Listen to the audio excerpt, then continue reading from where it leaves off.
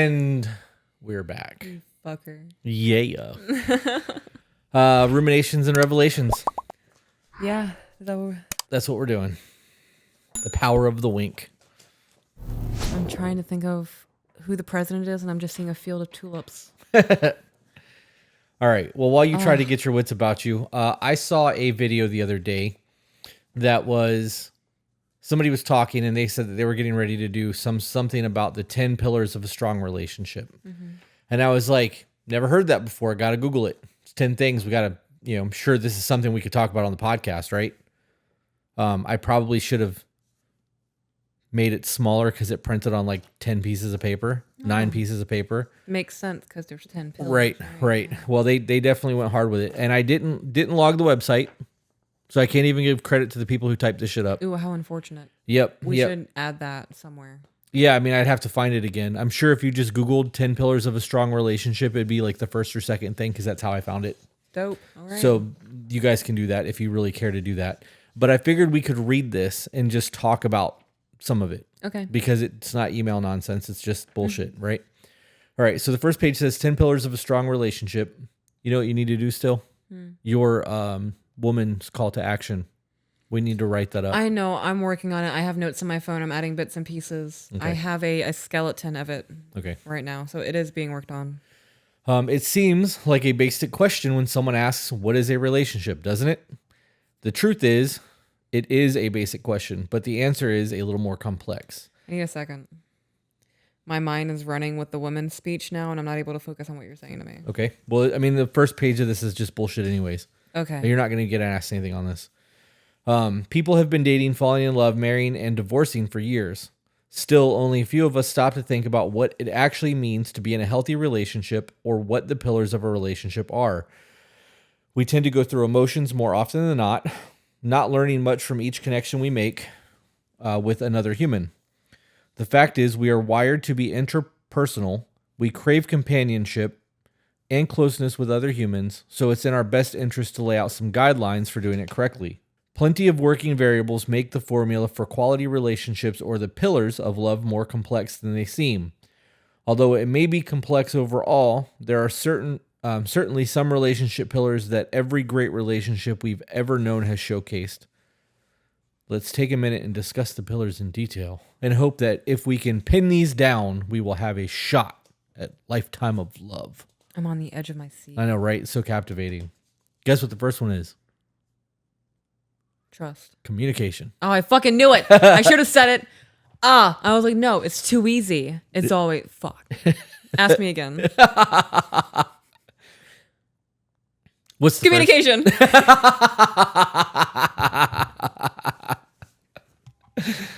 Oh, man. All right. The single best problem in communication is the illusion that it has taken place. I need you to repeat that. I'm laughing at myself still. The single best problem in communication is the illusion that it has taken place. Ooh, that's a good sentence. That was by George Bernard Shaw.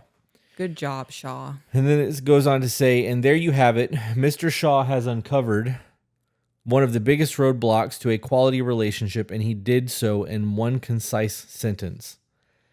We often think we are open and honest with our significant other, but we hold back. We might not show the deepest side of ourselves because we fear that the person sitting across from us will find it ugly.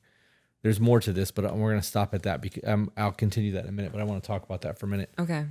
This is I want to say what I need to say to you, but I don't know how to say it to you, so I'm going to beat around the bush for the next 2 hours, and we're going to fight over a whole bunch of shit that we don't need to be fighting over instead of fighting over what really needs to be said. Just say it. Because I don't want to hurt your feelings, and I don't want to fight with you, so I just need to get my point across in a way that's not going to hurt your feelings. The feelings are going to get hurt. Yeah. People are not going to enjoy having their shit thrown in their face, especially if it's something that they need to work on and fix on themselves. Oh, yeah, they have to take that accountability. Right. So know that no matter how you say or do something, when it comes to your partner, you're going to have the argument either way. And if you want to have the argument and just have the argument about the specific thing and not about a whole bunch of other shit and then the specific thing, hit him with I'm going to be an asshole right now, but I don't know how else to say this, and I need to get it off my chest so that we can discuss it, and fucking say it. It doesn't mean you need to be a fuckface about it. You don't have to be condescending and you don't have to be vicious. You know what I mean? It doesn't need to have ill intent. You just need to say what's going on so that you guys can have the conversation about how to fix it. It then goes on to say, holding back like this causes us to hold back in other areas of our relationship or marriage. I agree with that. Okay. If somebody is holding back their communication, they're going to hold back on their intimacy. Why would I go out of my way to kiss them when I feel as if they are betraying me? Right. Yeah. Yep, exactly. It then goes on to say, a white lie here and an omission there, and all of a sudden there are gaps created in what you once thought was an honest and trusting relationship. Over time, these gaps widen, and the communication that you believe is there is actually non-existent. We've all had that conversation of, bro, why did you lie to me about that? Yeah. Yep. Like, you could have just told me. Why didn't you just tell me? Yep.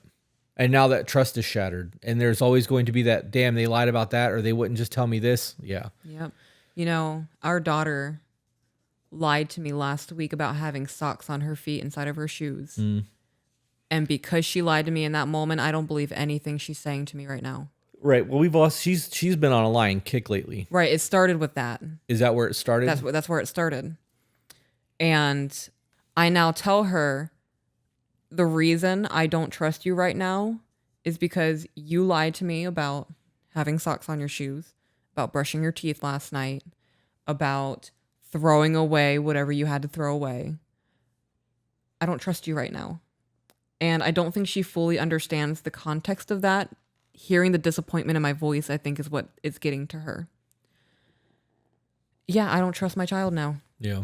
And she is now excluded from things that otherwise she would be able to do. You're not my little helper right now. And I think that is helping her learn, like, no, you can't help me with the dishwasher. I don't trust you. Brother's going to help me with that right now. And I don't remember why I got onto that. Because of what I just read. Do you need me to read it again to jog your memory, or you want me to move on? Yes, please. I said yes, please. So I asked you 2 questions. Read it. Okay. A white lie here and an omission there, and all of a sudden there are gaps created in what you once thought was an honest and trusting relationship. Yes. Our daughter lied to us once, and now I don't take anything she says at face value. I don't believe a damn word coming out of that child's mouth. That is something people should be willing to do, or should just do the first time it happens. Yeah, not only is it wrong to do the little white lies, catching the little white lies and then continuing to overlook them as if nothing happened is how they continue to happen. So that is a 2-component equation where there's a problem. Mm-hmm. This goes on to say a 2021 study shows that when you spend time talking to each other as a couple, this can be one of the pillars of a successful relationship. But if you spend more time arguing than talking, one or more of the people in the duo may not be satisfied with the pairing. So be open, be honest, and show your partner your ugly side. It's the only way to make your relationship true to what you think it is. So I read that. I actually have not read any of this. I copied and pasted it so that, like, I'm reading it for the first time. And in reading that, all I can think of is somebody using this as an excuse to be a piece of shit and berate their partner because, hey, it says it's the best thing for communication. Yeah. There's a difference between being ugly and showing ugliness. Like, if you are vulnerable and that's the ugly side of you and that you're hurt and your emotion, filled and all of that, that's a very different thing than being ugly and nasty to somebody just to be ugly and nasty to them. When I hear the term show them the ugliness or whatever, I view my depression as my ugliness. Yeah. When I am having a hard time mentally and I'm struggling and I have to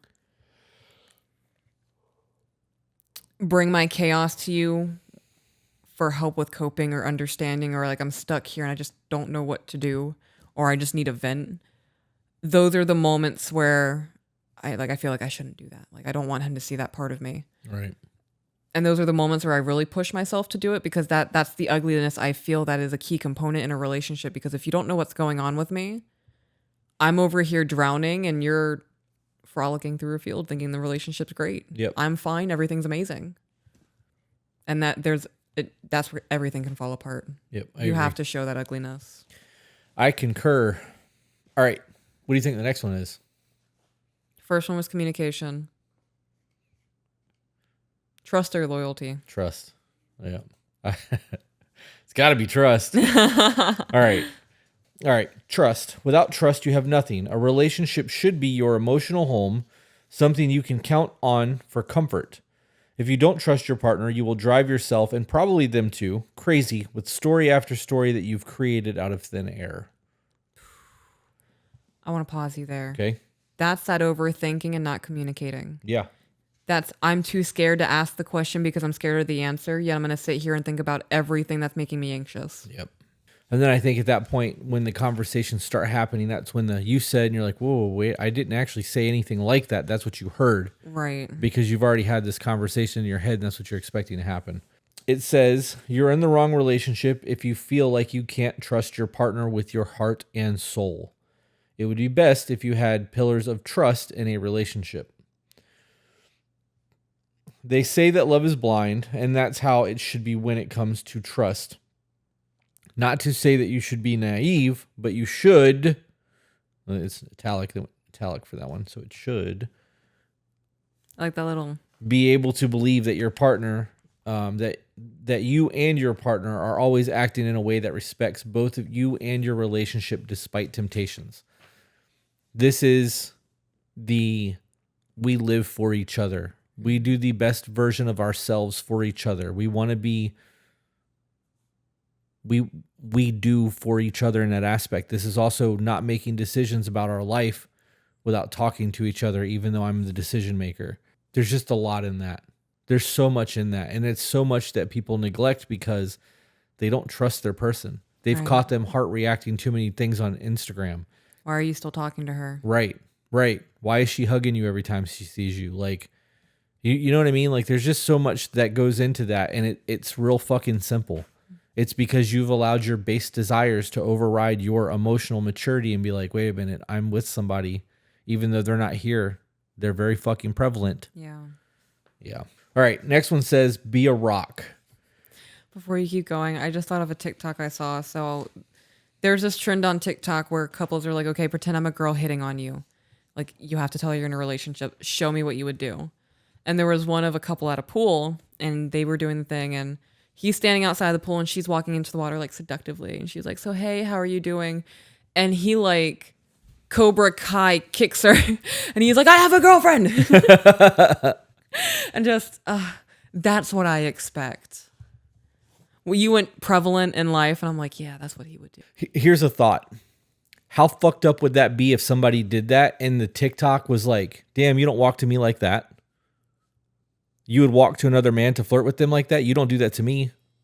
Damn. How many of those don't get posted? Do you feel like I walk seductively for you? You do all kinds of shit for me. Okay. I want to make sure you're receiving the attention I gave you when, now I'm nervous. Am I slacking?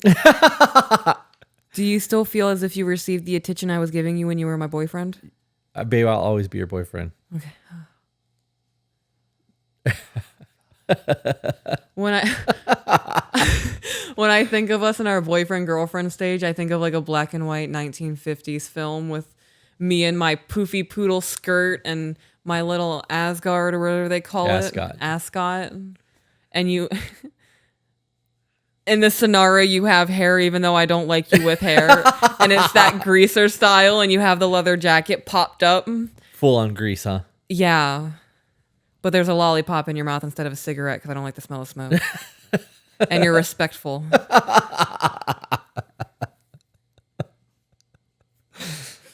Oh, man.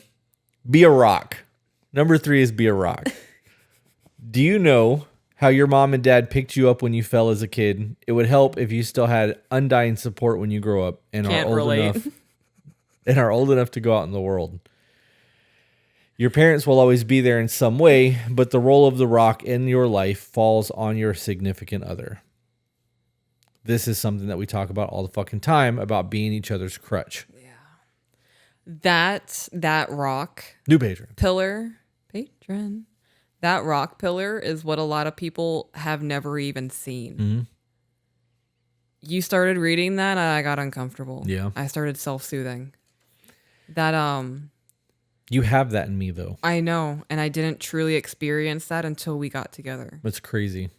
And I think that is one of the reasons people are so drawn to us is because of that third pillar. We are most definitely the rock in each other's life.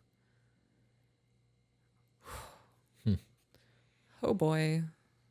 No wonder people call us mom and dad. Oh man, I'm having a lot of realizations. Today is just a lot. I might take you up on taking that hit real quick. Do we need to pause?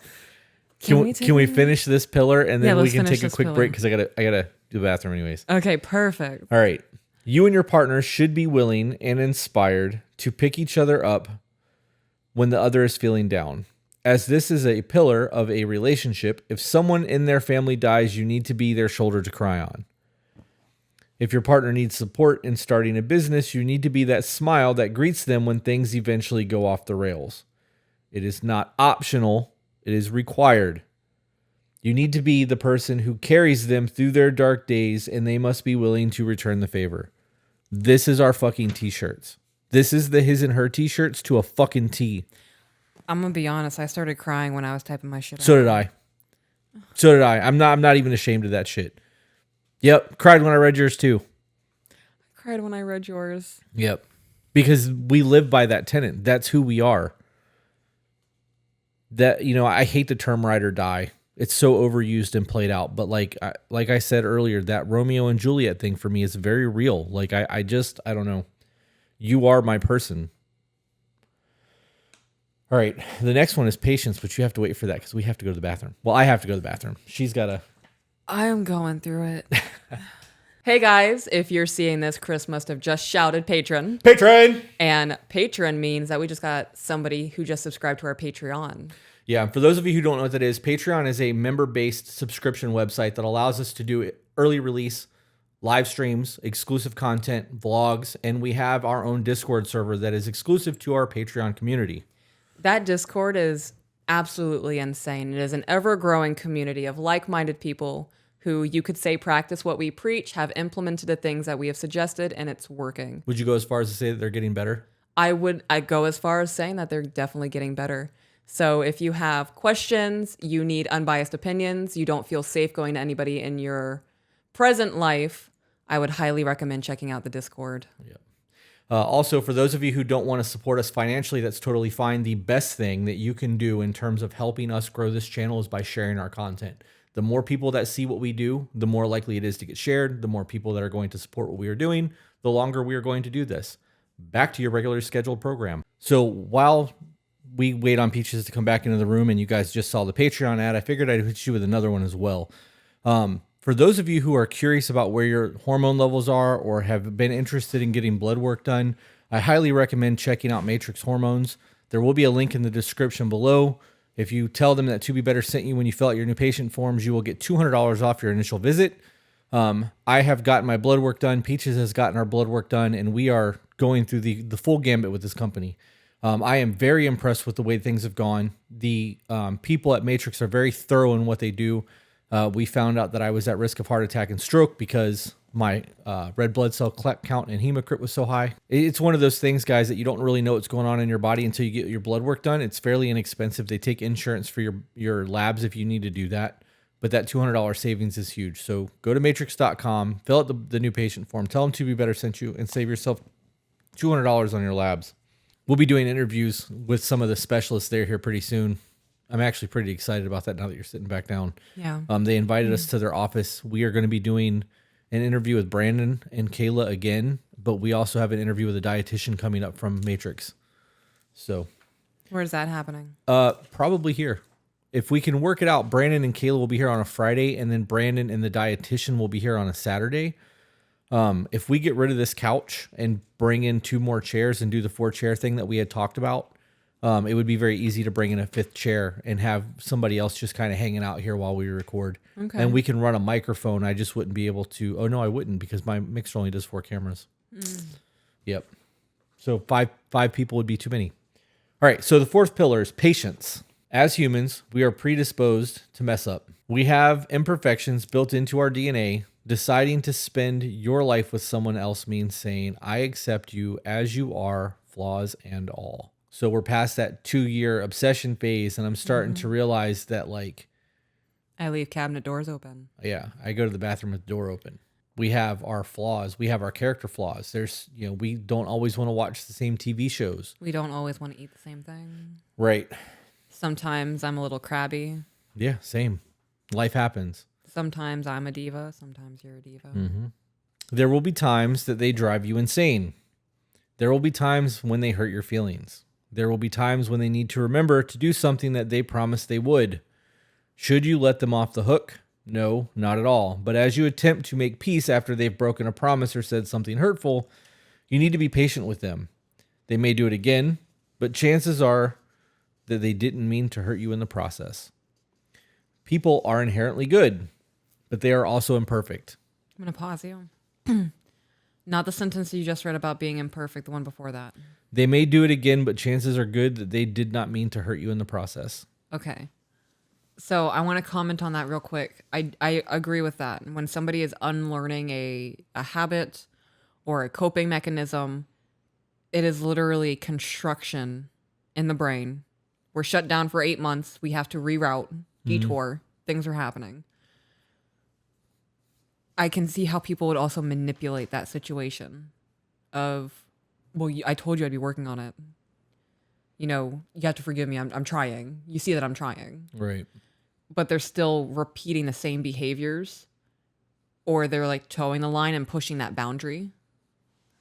Yeah, I think that when people say you can see that I'm trying, it means that they've actually put the effort in. Yeah. If you're not seeing a change and you're seeing the same behavior patterns over and over and over again, they're not trying. They're just saying, well, I've been trying. Yeah. No, you haven't, because otherwise we wouldn't be having this discussion. Yeah, you're right. People need to watch for the manipulative behavior that comes along with that. But for the most part, I would like to believe that if people are in love, they are going to work on it.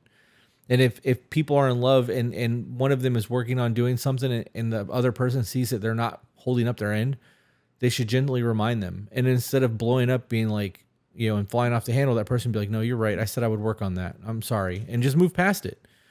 The problem is too many times in conflict or in relationships, that person will be like, no, you're right. I did say that. I'm sorry. It continues. And in that, well, why would you do that? Or, you know what I mean? Like that conversation continues at that point because the other person feels the need to harp on it. Right. Versus just going, okay, I've said what I needed to say. They heard me. They apologized. I'm not speaking anymore. Moving on to the next thing. And that's something that's a behavioral trait that is ingrained in a lot of people because when you're a kid and you get in trouble, you get screamed at constantly. You know what I mean? Or like berated or, childhood trauma. Yeah. All right. People are inherently good, but they are also imperfect. Trust that the person who says they love you isn't malicious. Believe that they are prone to making dumb mistakes, just as you are. Be patient with your partner. It's the only way things will last. Consider patience one of the most important pillars of a relationship. Anything you want to talk about on that one?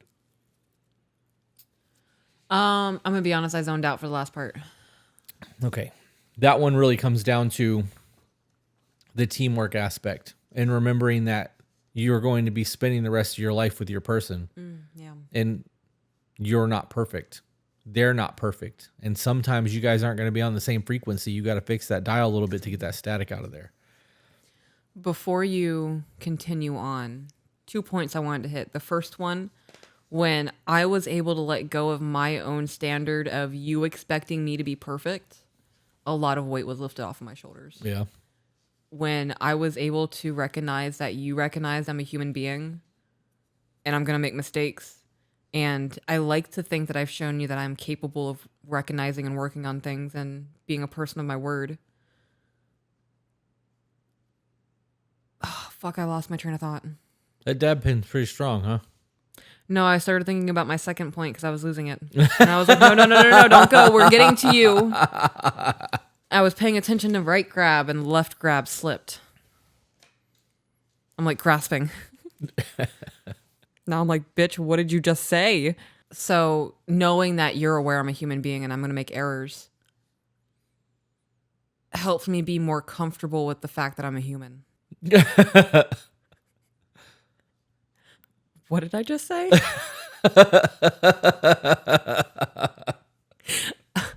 It's true, though. I held myself to a standard of I can never make mistakes, and the only thing that never makes a mistake is a machine. Yeah, no, they make mistakes too. They make mistakes too. So I guess I was holding myself to this godly standard of perfection. Right. I had it ingrained in me for so long that if I ever made a mistake, that it makes me worthless. Yeah. Not worthless, but it lowers my self-worth as a human being in society. And I had this point system of my mistakes. If I reach this amount of mistakes, I'm not worth anything. You know, I understand why people treat me like shit. Why wouldn't they? And the way that you love me and understand that I'm going to fuck up and you have grace with me has definitely helped me be more comfortable with being a human being. You're trying so hard not to laugh. Why? Because you keep saying it's the whole human being thing. I hate being alive. It's really uncomfortable for me. The Big Bang Theory. Do you remember the Big Bang Theory when Sheldon and Leonard were trying to convince Sheldon, or I'm sorry, when Leonard and I didn't really watch a lot of that show. they were trying to convince Sheldon when in the Big Bang Theory when they were trying to convince Sheldon that he was a robot, and they were like, "Would you follow the laws, like the robot laws?" And he was like, "Yes." And they're like, "Would you know you're a robot?" And he's like, "I don't know." And like they were trying to convince him that he was a robot. Don't fuck with me like that. That's I was just about to do that. Like you got a little alien in your head that's piloting things. That's why you keep saying the human being thing. I don't think it's an alien. Too many theories going on. I heard today from a judge during a trial say that before we are born, however we are here, our souls get to choose the life that they lead.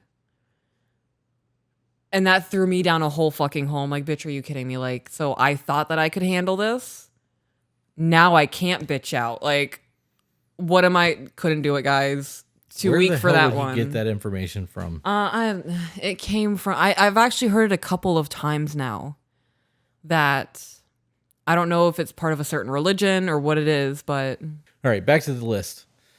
Live outside your love story. Allow your partner and yourself to do the things outside of your relationship. To do the things. Allow your partner and yourself to do things outside of your relationship. Be independent of each other while still loving each other deeply. Marriage is often said to be where two people become one. Although it's a nice saying, it doesn't have to be followed explicitly.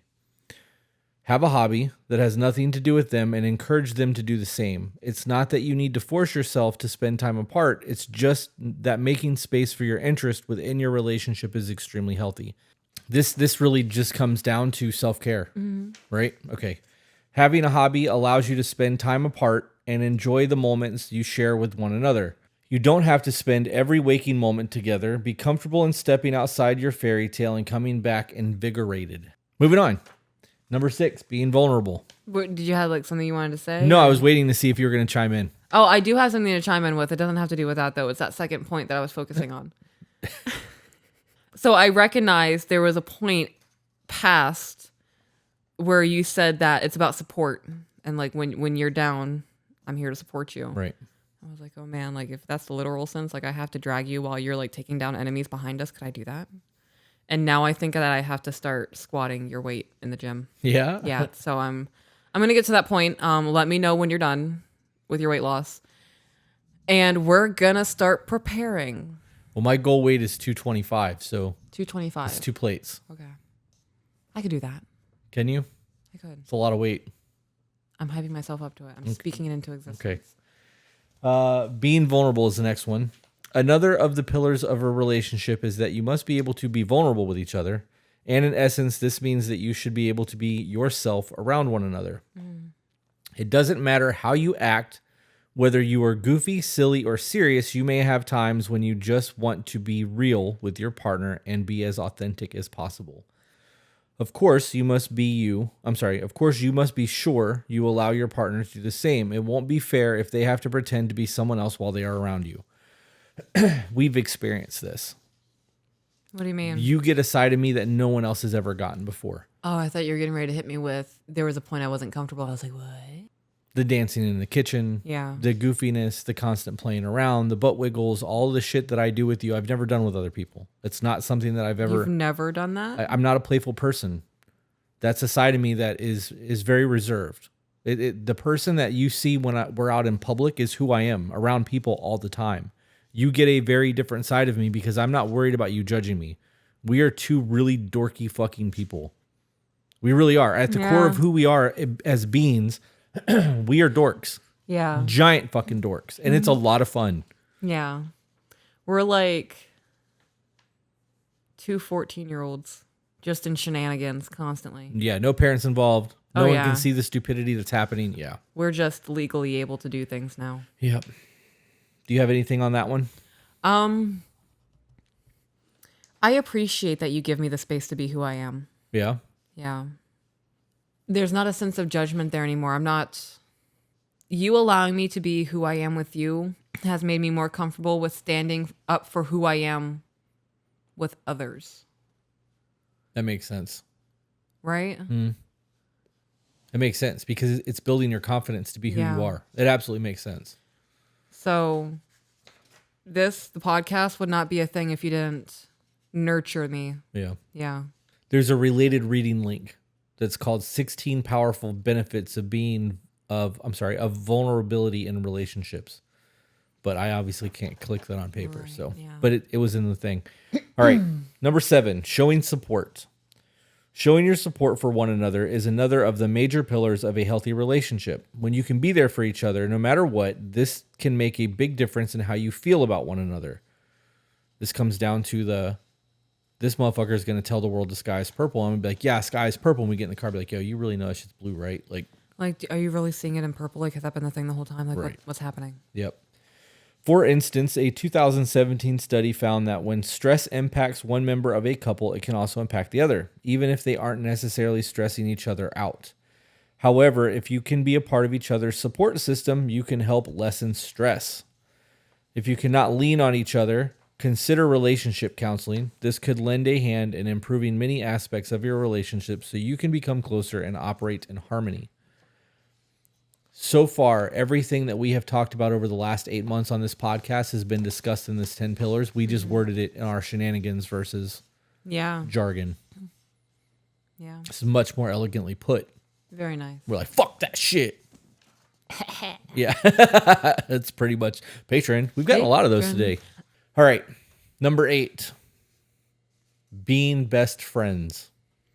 Do you remember that one comment that we received? I believe it was on TikTok, where a girl commented and said, "My boyfriend just told me I couldn't imagine being best friends with you." I do remember that because we had a whole fucking meltdown over that. Like, your person is supposed to be your best friend. That wasn't the comment verbatim. Right. Those were the words used in it. Yeah. I actually think that he said, "You're my girlfriend. You can't be my best friend," is what it said. I think that's what it was. Yeah. That's crazy to me. That's fucking crazy to me. No wonder your guys' relationship is not up to par. All right. This one says, when you think about who your best friend is, do you picture your mate? If so, this could mean you have a strong relationship with your partner. Relationship, right? We've broke down that word so many times. Friendship is tantamount. I like that word. When you think about the pillars of a relationship, you likely have many things to tell your partner, and this is probably because you consider them to be a good friend. Your partner may want to hear about what made you mad and what made you smile that day. You probably are anxious to hear what they have to say as well. This is because being friends is one of the pillars of a relationship. You can't have a successful relationship with your person and not have that like bond. You're with them all the time. Yep. That bond is the relationship, right? Okay. Yeah. Anything else on that one? We're almost done. You're my best friend. Did you? Oh God! There was a song from eons ago that went, "I'm a gangster. I'm a straight up G. The gangster life is the life for me." I don't remember that song. No. It was such a stupid little song. Well, my mind just went, "He's my best friend," and then it just continued with the rest of the bullshit. Oh, but it didn't. That rhyme. one term. Yeah. Got it. There's also a song that's that has come out by, I can't remember their names, but it's called Best Friend. But it's about like a chick best friend and like her making her bag and doing her thing, being a bad bitch. You're not a bad bitch. 50 Cent has a song called Best Friend. Yeah. Yeah, we'll have to play it when we're done. Is that a good one? Yeah, Is that appropriate? It's relationship. Ah, perfect. I was trying to find that works. Great. Thanks for coming. You're the better part of me. Got you covered, bestie. You want to hear something super stupid? Is it any worse than that? Maybe. Okay. So I was thinking of skits that I could do, and I wanted to test the waters. And a couple of TikToks that I found absolutely hilarious were ones of people who are like, me if I was kidnapped, and they're in the backseat just doing outrageous shit. And I was like, what would I do? And in all reality, what would I do if I like it happened and I'm in my back seat? I'd be like, okay, I'm just gonna play it cool, I guess. Like I don't want to piss them off. And if they were to ask me like, why are you so calm? Just, my husband's got me. That would make somebody real uncomfortable. You know that, right? Right. Yeah. Yeah. Yeah, it would. Yeah, it would. Damn.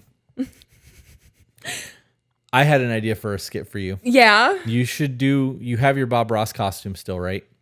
I don't think so. If you still have your Bob Ross costume, you should do a Bob Ross relationship thing. Oh my God. I have to find a way to mimic his With the brush? with the paintbrush. Yeah. Oh, what would it be? Shuffling of paperwork? Something. Or maybe I just do the painting thing as Bob Ross and talk about relationships. Yeah, well, I mean, you could do that. I just meant like put on the thing and like talk like him. Oh, talk like Bob Ross? Yeah. Sold. Can I order costumes? Okay, let's get back to this. Can I have a costume trunk? As long as it's not a Louis trunk. Oh my God. Because I looked into that Louis watch box when you got your last purse. $7,500 for a little tiny box that holds 8 watches. I would rather have that little Kindle scribble thing I told you about. Yeah. Well, I mean, I don't know how that's going to help you with your costumes or where you're going to put your costumes in your Kindle scribble, but I'm glad we're on the same page. I recognize this is me dropping hints that I want it, so I'm just going to tell you I want that thing. Okay. I would rather do that. I apologize that I just did that. Please excuse me. I'm going to have a talking with myself with my full chest. I want that Kindle scribe. Okay. I'm aware of that. You told me that when we left Best Buy. I wasn't sure if I was, because I feel like looking back at that conversation, I kind of beat around the bush and like I was kind of like, do I want it? I could use it for this. Yeah, you were giving me all the things that you could use it for, which your iPad does. Right. And I asked you while we were in the car specifically, are you just trying to say that you really want it, even though your iPad can do everything? And you're like, well, it's much smaller than the iPad, blah, blah, blah. And I was like, is this your new shiny right now? Because they're not that expensive. They're like $400. If you want a Kindle, just say that. So you saying it's my new shiny made me not want it. Really? Yeah. Why? Because that's not my mental illness.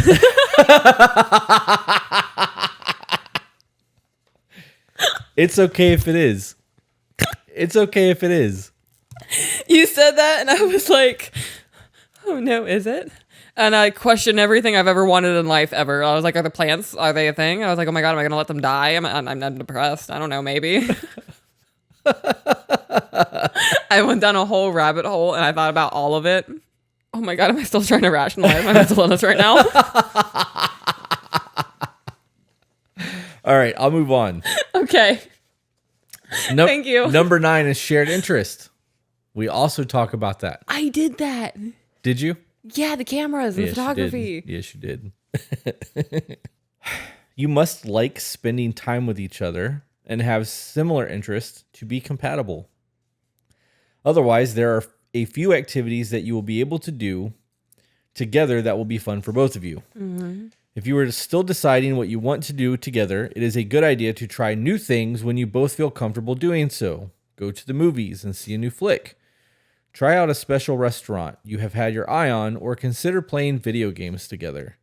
You never know what you will enjoy or what could help you nurture your strong bonding relationship. This is why I have been prescribing dates in the men's group. Mm-hmm. Every week they get a new date. I want to say that this date was history, because I replay them. I don't have like a fucking huge catalog of date ideas, so sometimes I do replay them. So we did the history lesson in the chapter 1 of the men's group. Now that we're in chapter 2, we're revisiting that. And the men who are in the group, I told them that you guys are going to go on a date, leave your phones in the car, go inside and talk about something from your childhood that you guys didn't already know about each other. And for everybody who's like, they know everything about my life, no, the fuck they don't. There's something, maybe a song from your childhood or a bicycle accident that you had or the time you threw your Nintendo controller through the wall. Like there's something that they don't know happened yet. And you guys need to have those discussions because it's going to bring you closer together. You are going to have a natural conversation about life, which is going to make you feel like you did in the dating phase because that's when you're learning each other. Mm-hmm. So you never know what you will enjoy or could help you nurture a strong bonding relationship. Common interests. Why are you looking at me like that? Are you glad that's something I implemented before we even started doing the podcast? Yes, I am. Like, I'm kind of proud of myself right now because I've just done things out of love for you. I want to see you happy. And that was something in that moment I recognized that you were longing for, you were regretting selling all of your camera equipment. Mm-hmm.